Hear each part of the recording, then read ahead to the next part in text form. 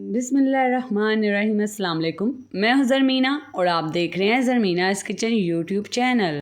और आज आप सबके लिए लेकर आई हूं मैं देगी चिकन कौरमा बनाने की रेसिपी, वो भी घर पर कैसे तैयार किया जाता है, बिल्कुल देगी स्टाइल में आपको ये रेसिपी मिलेगी। आपने बिना स्किप किए इस रेसिपी को देखना है ताकि आप भी घर पर बिल्कुल इसी तरीके से ये देगी कौरमा तैयार कर सकें। आप इसकी ग्रेवी टेक्सचर देखकर अंदाज़ा लगा सकते हैं।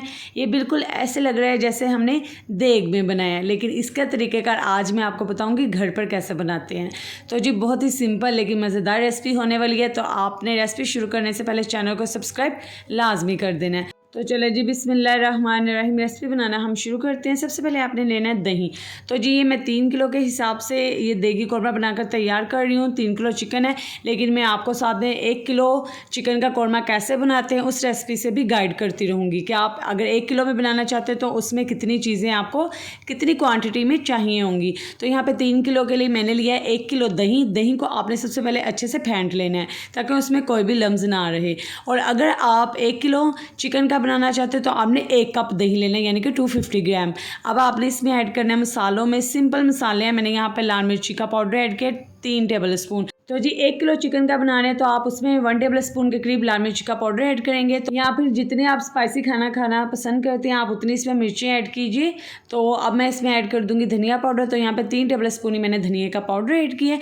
अब साथ ही हम इसमें ऐड कर देंगे हल्दी। तो यहाँ पर 2 टेबल स्पून के करीब मैंने हल्दी ऐड किया। ठीक है, 1 किलो में यहाँ पर आप हाफ टेबल स्पून हल्दी ऐड कीजिए। और साथ में नमक आप अपने टेस्ट के हिसाब से ऐड कीजिए जितना आप खाना पसंद करते हैं।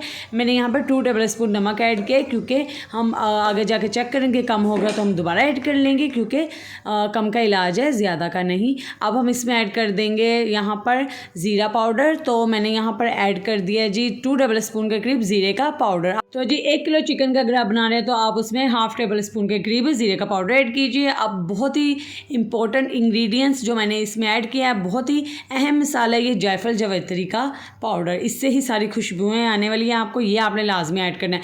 मैंने यहाँ पर 1/4 टीस्पून इसमें ऐड किया 3 किलो कौरमे के लिए। अगर आप 1 किलो चिकन का कौरमा बना रहे हैं तो आप यहाँ पर 2 चुटकी ऐड कर सकते हैं, बस ये इनफ होगा।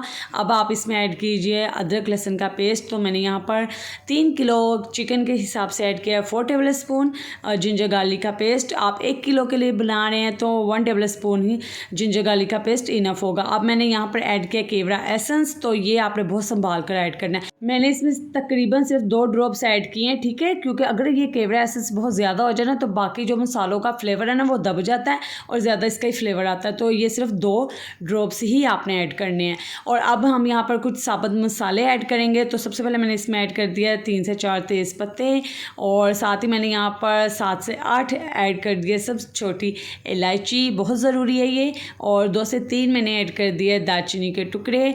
2 मैंने अदद ऐड कर दिए इसमें बड़ी मोटी इलायची। और अब मैं इसमें ऐड करूँगी जी ये लौंग, ये 8 से 10 ही इनफ हैं।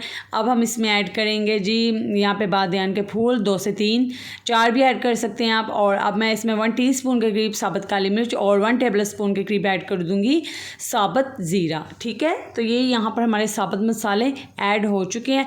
अब इन तमाम चीज़ों को अच्छे से मिक्स कर लीजिए। अच्छा जी, एक बहुत ही इंपॉर्टेंट बात मैं यहाँ पर मेंशन कर दूँ, अगर आपके पास केवड़ा एसेंस नहीं केवड़ा वाटर है, ये दोनों अलग चीज़ें हैं। तो केवड़ा वाटर आपने यहाँ पर हाफ टी स्पून के करीब ऐड कर सकते हैं, लेकिन एसेंस है तो सिर्फ 2 ड्रॉप्स। ठीक है, तो ये बात आपने अपने जहन में रखनी है। आप देखिए यहाँ पे हमने तमाम मसालों को दही में मिक्स कर दिया अच्छे से। तो ये हमारी ज़बरदस्त सी एक मैरिनेशन तैयार हो चुकी है, इसे आप साइड पे रख दीजिए। तो चले जी, अब हम एक पतीला लेंगे। ठीक है, यहाँ पे बड़े साइज़ का मैंने पतीला लिया है। तो इसमें मैंने घी कितना ऐड किया जी, हाफ़ kg। ठीक है, आधा किलो के करीब मैंने इसमें घी ऐड किया है। 3 किलो चिकन के हिसाब से घी को गर्म कर लेंगे। और अब हम इसमें ऐड करेंगे प्याज। तो यहाँ पे प्याज मैंने 1 किलो लिए, 3 किलो के चिकन के हिसाब से बारीक काट कर मैंने इसमें ऐड किए। और अगर आप 1 किलो के हिसाब से बनाना चाहते हैं तो आप यहाँ पे घी लेंगे 1 कप और प्याज लेंगे आप 2 बड़े साइज़ के। ठीक है, तो अब हमने इसमें प्याज ऐड कर दिए हैं और प्याज को अब आपने फ्राई करना है। प्याज को आपने गोल्डन सा कलर आने तक फ्राई करना है, बहुत ज़्यादा डार्क गोल्डन कलर आने तक आपने फ्राई नहीं करना, बस हल्का सा गोल्डन कलर आ जाए तो आपने प्याज को उतार लेना है। और इसी दरमियान अगर आप मेरे चैनल पर नए हैं या अगर आपने अभी तक चैनल को सब्सक्राइब सब्सक्राइब नहीं किया तो चैनल को सब्सक्राइब कर दीजिए और जो बेल आइकन आपको नज़र आ रहा है ना उसे प्रेस कर दीजिए। उससे क्या होगा, जब भी मैं कोई रेसिपी अपलोड करूँगी आपको नोटिफिकेशन वक्त पर मिल जाएगा।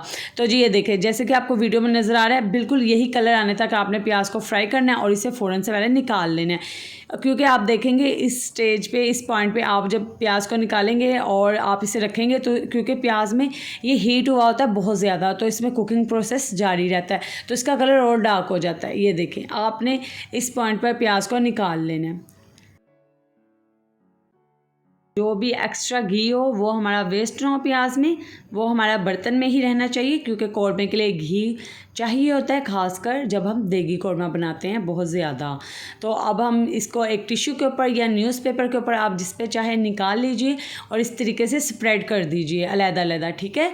क्योंकि इस तरीके से प्याज, क्योंकि हमें क्रिस्पी चाहिए, तो सारे का सारा प्याज हम निकाल कर एक ट्रे लेंगे या प्लेट लेंगे, उसके ऊपर आपने इस तरीके से, मैंने टिश्यू बिछाया हुआ है, आप पेपर भी बिछा सकते हैं, और आपने उसके ऊपर स्प्रेड कर देना। और अब आप इसे साइड पे रख दीजिए प्याज को, और सेम यहाँ पे फ्लेम मैंने ऑफ कर दिया था, ठीक है, प्याज निकालते वक्त, क्योंकि अगर हम प्याज निकालते वक्त फ्लेम ऑन रखेंगे तो वो जल जाएगा।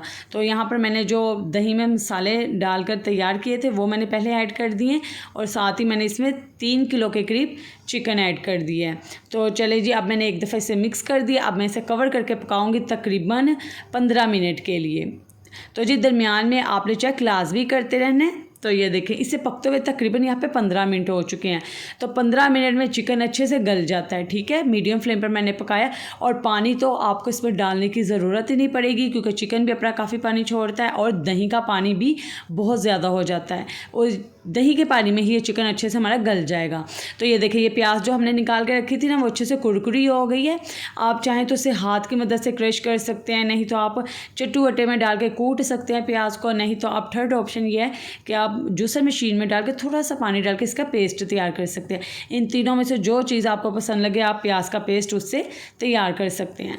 तो जी ये देखें, मैंने तो इसे जूसर में डालकर पीस लिए अच्छे से, इस तरीके से इसका एक फ़ाइन सा पेस्ट बनकर तैयार हो जाता है।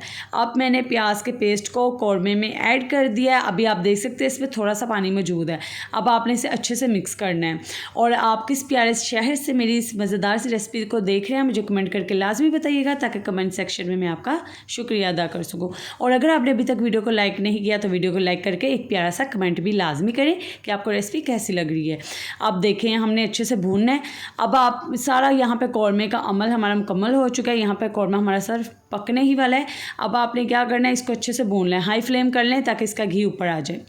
ये 5 मिनट बस आपने भूनना है, बहुत ज़्यादा नहीं आपने भूनना कि बोटियाँ ही सारी टूट जाएं। आपने बस यहाँ पे बहुत ज़्यादा चम्मच नहीं चलाने। ये देखें, घी जैसे ही ऊपर आना शुरू हो, लो फ्लेम करके कवर कर दें, ढक्कन दे दें ऊपर से। ये देखें, कवर करके इसे 10 से 15 मिनट के लिए छोड़ दें, बिल्कुल लो फ्लेम पर। सारी जो घी की तरी है वो सारी इसके ऊपर आ जाएगी, सारा रोगन इसके ऊपर आ जाएगा।